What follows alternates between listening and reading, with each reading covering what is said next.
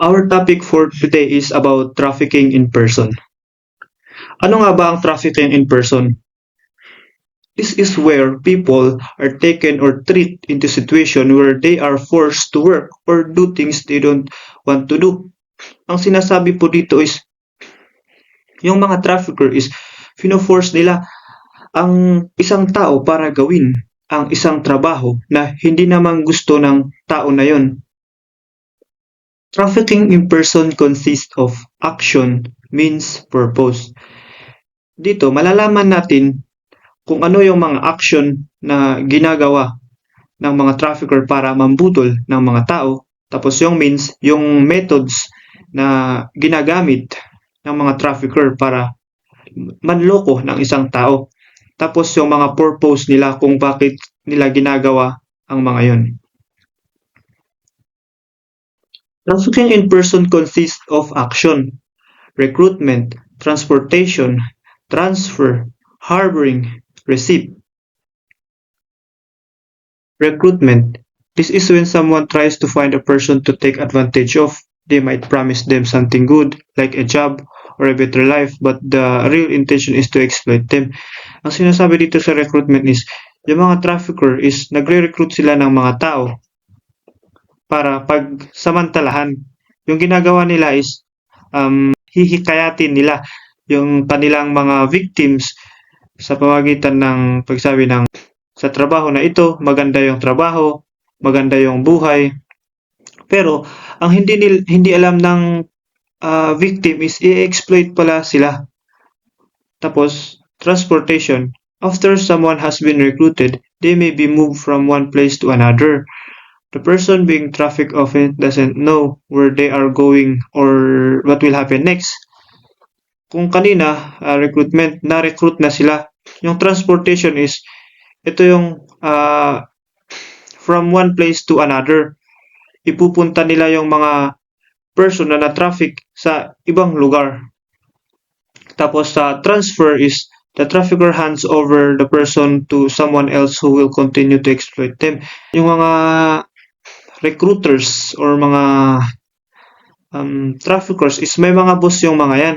Kaya kung may na traffic sila or nabudol na mga tao is parang ibibigay nila sa kanilang boss para yung boss nila ang magtutuloy na mag-exploit or mag-exploit sa mga victims.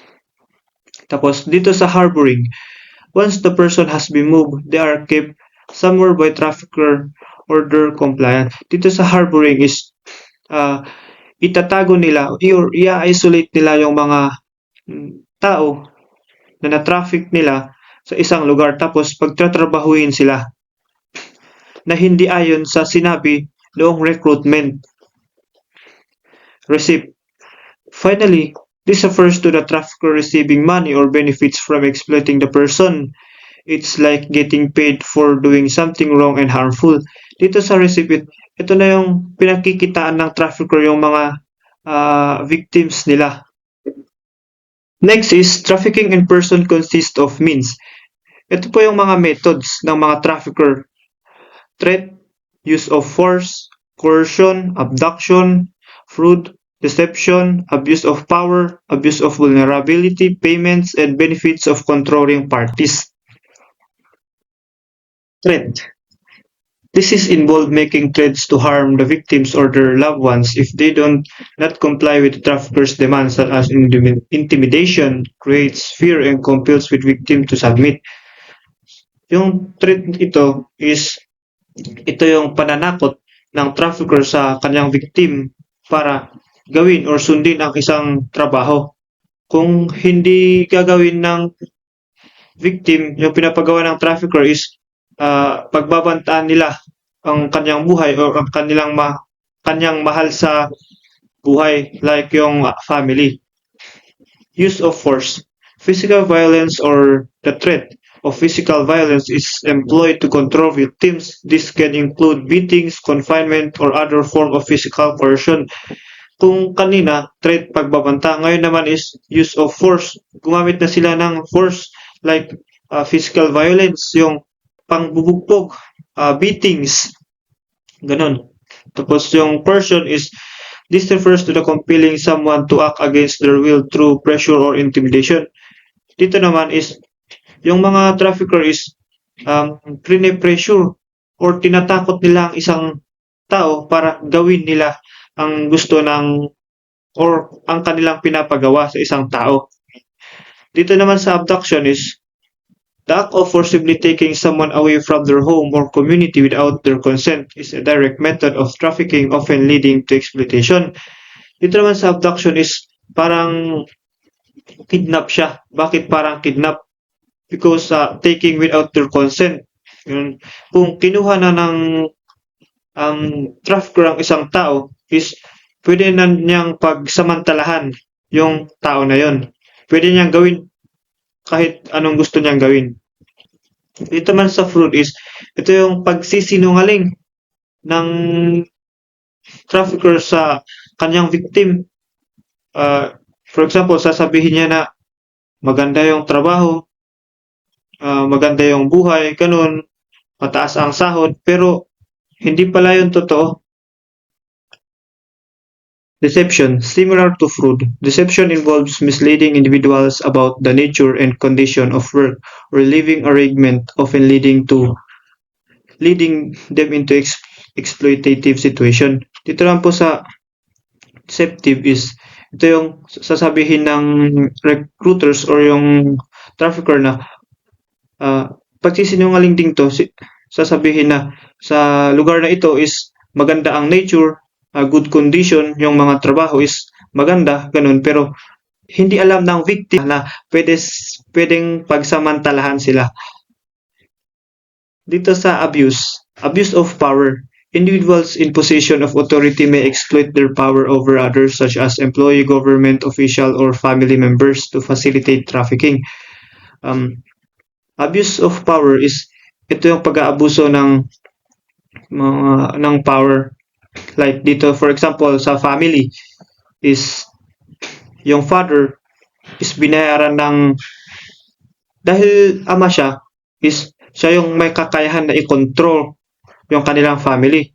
Kaya, for example, is yung father is binayaran ng trafficker para ipapunta yung kanyang anak doon. Tapos sasabihin ng father na, anak, doon ka magtrabaho dahil malaki ang sahod, maganda, pero hindi alam ng kanyang anak is binayaran pala yung kanyang tatay. Next is abuse of vulnerability. Trafficking offers target individuals who are vulnerable due to factors like poverty, lack of education, or social isolation, exploiting these vulnerabilities for their gain. Ang sinasabi po nitong abuse of vulnerability is, yung mga trafficker is, yung target nila is yung mga kahinaan ng mga tao. Kahinaan ng mga tao. For example, dito is poverty. Example is yung poverty. For example, yung trafficker, nakita niya na gutom yung isang tao, pwede nang pagsamantalahan.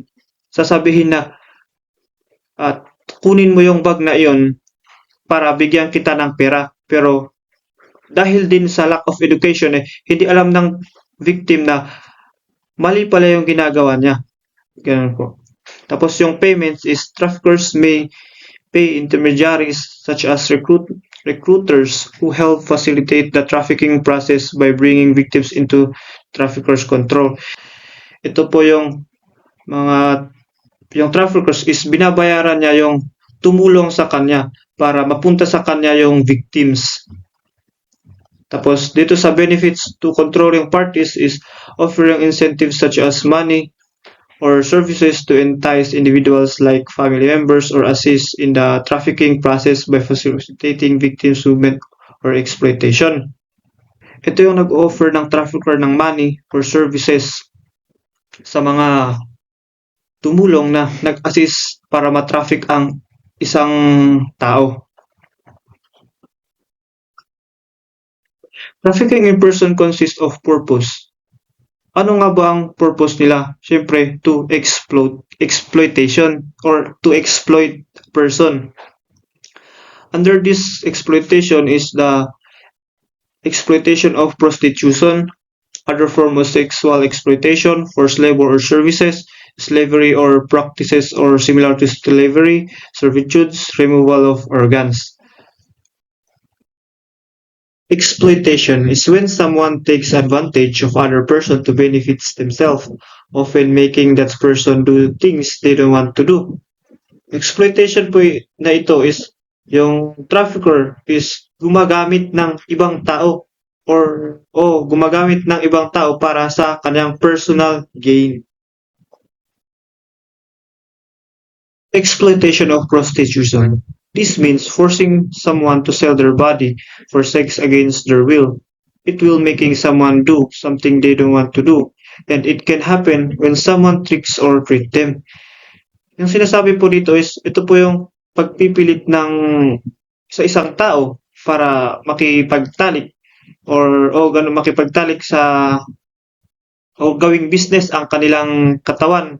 Ganun, kahit hindi naman nila gusto, nagagawa nila ito dahil there is a threat.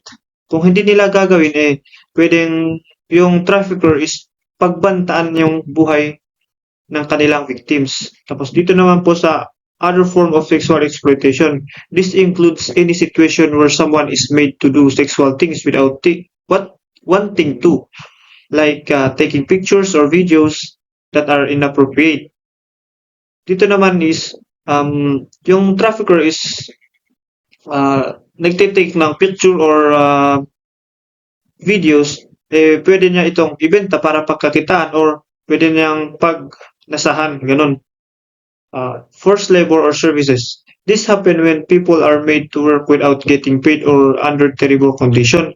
They might threaten like trick or involve believing that they have no other choice but to work for someone else. Dito naman po sa forced labor service is ito yung pagpilit sa isang tao na gawin ang isang madelikado na trabaho. Pero pagkatapos niyang trinabaho is hindi siya bibigyan ng pera, hindi siya sasahuran. Ganun yung forced labor or service. Slavery or practices similar to slavery. People are treated like property, meaning they have no freedom at all. They can be bought, sold, or controlled by other person as if they object instead of human being. Dito naman po sa slavery, ang sinasabi dito is ito yung pangangalipin sa isang tao. Meaning, walang freedom yung tao na yun. Pwede mo siyang, yung trafficker is pwede niyang ibenta or bilhin. Ganun po. Tapos sa servitude is being forced to serve someone else without the ability to say no. This could be working at home or businesses where a person has no rights and cannot live. Dito sa servitude is ito yung pagpo-force sa isang tao na or pangangalipin sa isang tao. Hindi siya pwedeng tumanggi because may threat sa buhay niya kung hindi niya gagawin yung inuutos ng trafficker. Tapos dito naman sa removal of organs is where people are taken against their will so that part of their bodies can be taken and sold. Yung removal of organs is ang example nito is yung for example yung mayaman may sakit sa mata, operahan na. Yung mga tao is maghahanap sila ng kukunin o kikidnapin na tao tapos tatanggalin nila yung mata tapos ibebenta nila sa mayaman or sa hospital. Ganun. When any one or more of the elements form each of the three, action, means, purpose, has been involved in an individual, that person is considered to be trafficked. Sinasabi dito is kahit meron isang action or means or purpose is that is considered trafficking. For children under 18 years of age, it is not necessary to use any of the listed in the second column, that is means, as the law deems children unable to consent to exploit manner listed in the third column, that is purpose. That means trafficking in children could involve any recruitment, transportation, harboring, or receipt of the child for the purpose of exploitation but doesn't not have to involve any of the means.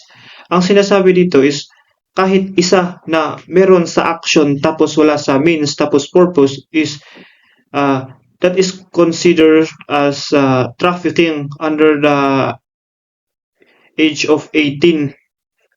Yun po yun.